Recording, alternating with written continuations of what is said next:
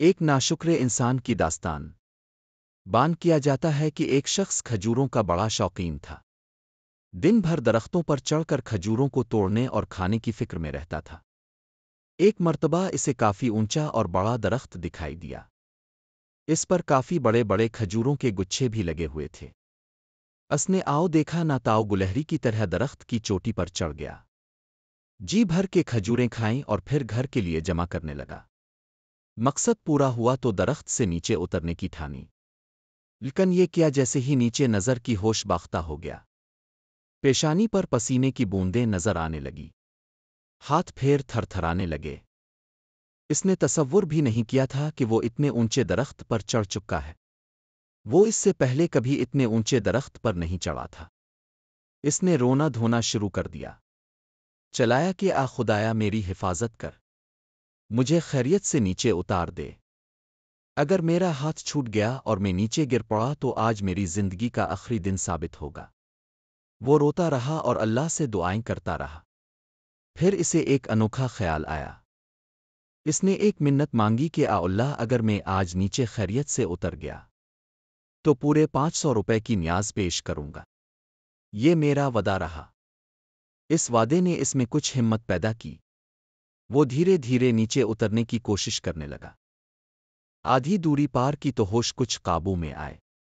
دل کی دھڑکن میں افاقہ ہوا، پیشانی کا پسینہ خشک ہونے لگا۔ اب اس نے جو زمین پر نظر ڈالی تو زمین کافی نزدیک دکھائی دی۔ اس نے اپنے دل میں سوچا میں ایسے ہی مرا جا رہا تھا، یہ کوئی اتنے زیادہ خطرے کی بات تو نہیں تھی کہ 100 روپے کی کھجوریں کھا کر 500 روپے کی نیاز کا وعدہ کر لیا جاتا۔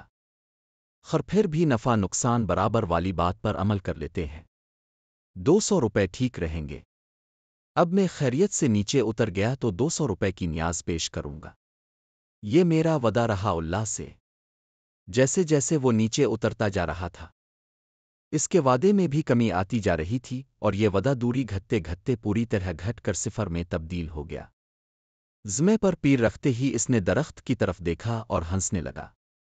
اس نے کہا پیڑوں پر میں نہ جانے کتنی مرتبہ چڑھ چکا ہوں اور کتنی مرتبہ اتر چکا ہوں، پتہ نہیں میں آج اتنا کیوں ڈر گیا تھا۔ یہ کوئی خطرے جیسی بات تو نہیں تھی، اور پھر اپنے ہاتھوں کو ملتا اور صاف کرتا ہوا آگے بڑھ گیا۔